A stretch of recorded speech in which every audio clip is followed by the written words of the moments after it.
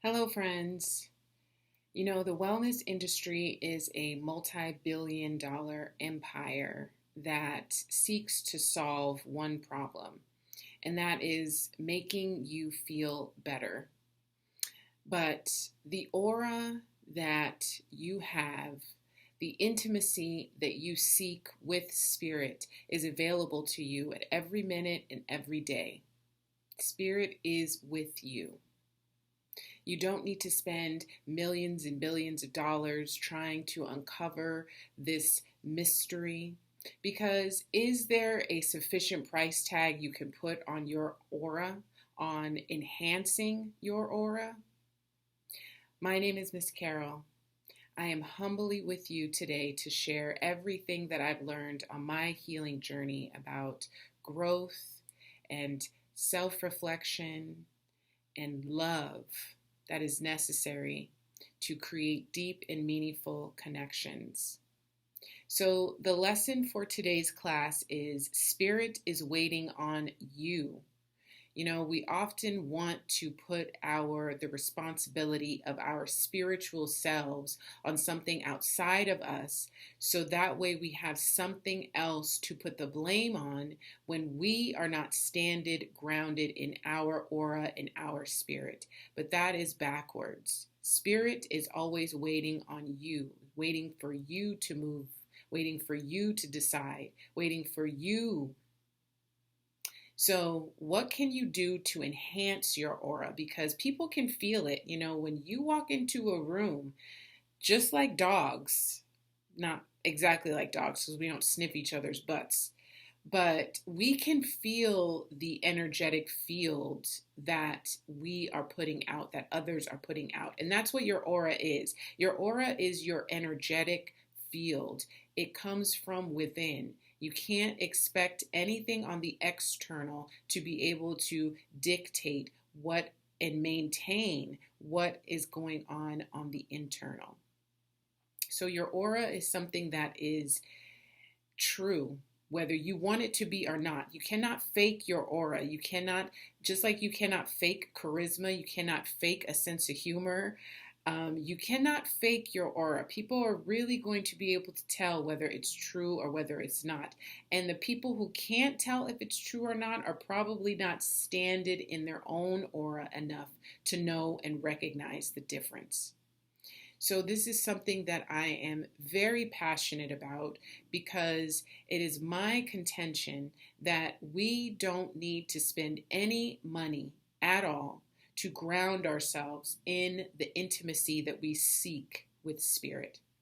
So the first thing that I have done to prioritize that in my life is waking up early.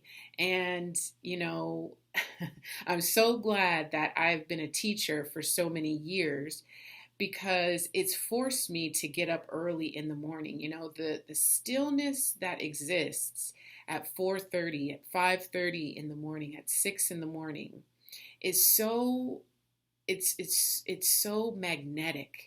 And one thing that I absolutely love about waking up early, besides the stillness, are the birds that are singing. And I recently just learned that the reason why birds sing in the morning is because that is when they are at least, or the levels of danger are at their lowest. There are no predators out in the morning, so they can sing.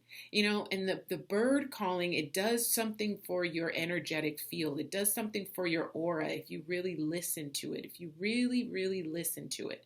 So I have woken up early for many, many years. Me and my dad were probably the only, we were the only morning people in our family.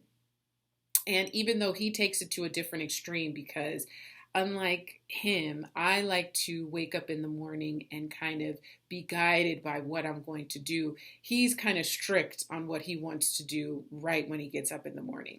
So waking up early, greeting the day with intention, this is the first thing that I've practiced for many, many years that has deepened my spirit. The next thing is drinking tea. Every time I drink tea, there's two things actually that these two things go hand in hand: drinking tea and lighting incense. Every time that I drink something that I know is going to be good for me, I drink in the wellness of it. You know, we are so unconscious about what we put in our bodies. We just we just shove it down as opposed as opposed to being aware of, is this replenishing me? Is this giving me energy? Is this giving me the stamina that I'm going to need in order to face the day with a positive mindset?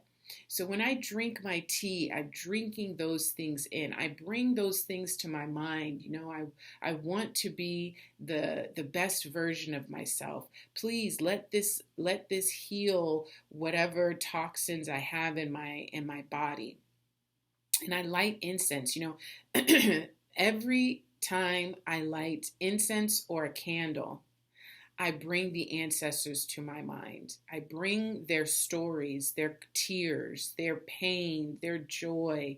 You know, these people who came before us are not just a figment of our imagination. They were actual people with lives that were rich with sorrow and acceptance and mothering and, you know, all of these things that we unfortunately take for granted. In order for them to have lived, we would not be here. So every time I light a candle, I light incense, I look at the flame and I focus my intention, I focus my mind on the ancestors and just give them gratitude and for everything that they went through, the lives that they led. If this is resonating with you at all, if you have any questions about how you can create intimacy with your spirit, the spirit that is with you every single moment of every single day, please reach out to me. I will leave a description in the description box. That way you can contact me and we can grow and learn together. The third thing that I've done for many, many years to enhance my aura, to deepen my spirit, to seek intimacy with spirit, is to journal and to read. And being a teacher, I've been an avid reader for many, many years. And I have this book that I've had for a long time called The Mirror of Intimacy. And it's 10 years old, but I come back to it all the time because it's 365 days of lessons, of reflections, of emotional and erotic intelligence. So if I'm feeling kind of, you know, unsettled in the morning, you know, I've had my tea, but I really don't know what my intention is, I use something like this to kind of guide me. You know, there isn't a one size fits all when it comes to spirit. You have to have many tools in your tool belt, so to speak. So whether that's astrology, whether that's reading, whether that's journaling, whether that's meditating, whether that's, you know, going for a walk, none of these things are mutually exclusive. They are all you engaging spirit. So you can create that relationship with spirit. If you leave it up to spirit to attempt to communicate with you, those communications, number one, might not be interpreted as positive as they are. And two, you know, you have to take ownership of all the relationships that you have in your life. What do you want? What kind of relationship do you want to cultivate? And that is how you do that. You create what you want to see. So journaling, I reflect on all the things that I said and did the last day, maybe the last hours. Maybe I had a dream that I wanna jot down some notes on. And for years I did that. I had a notepad next to my beds and I would write down my dreams. And my dreams would be so vivid. And I still have very vivid dreams. And I don't do that as much as I used to. But every now and again, I'll write down with great detail the vividness of my dreams. So journaling, reading, reflecting, you know, we all want someone to be interested in us, but unfortunately, we are not interesting. So you cannot expect someone to be interested in you if you are not interesting. And we are just kind of living our lives in such a way that are just, okay, we see this thing that is trendy, so I'm going to try to do this, or I'm going to try to be this, or we see that thing is trendy, so I'm going to try to look like this. And is that a true representation to who you are in your spirit, or are you just trying to chase this image of whatever thing you've seen? Because again, people will be able to tell whether or not it is authentic, whether or not it is genuine. They might not be able to tell necessarily online or behind a screen, but trust and believe, when they get in your physical presence, they will be able to tell. So I'm having this lyric come to mind. It's easy to move in a room full of snakes, or something like that. Basically meaning, like, if you're disingenuous, it's easy to move amongst other people who are disingenuous. But when you are genuine, it's hard to be disgenuous when you are an actual genuine person. You'll be able to see it very clearly. The intimacy that we seek externally begins with us. It's like a pebble that you drop in the water. The reverberation starts in the center and reverberates outward. It does not start outward and come in. You have to create the intimacy that you want to see with spirit, that you want to create with spirit, because spirit is waiting on you. And I think I have this person right, Emma Greedy, who said, when you make a decision, choose your choice, make a decision, and then move on. Don't stay stuck in the woulda, coulda, shouldas, and all those kind of things. Once you have decided, sit with it.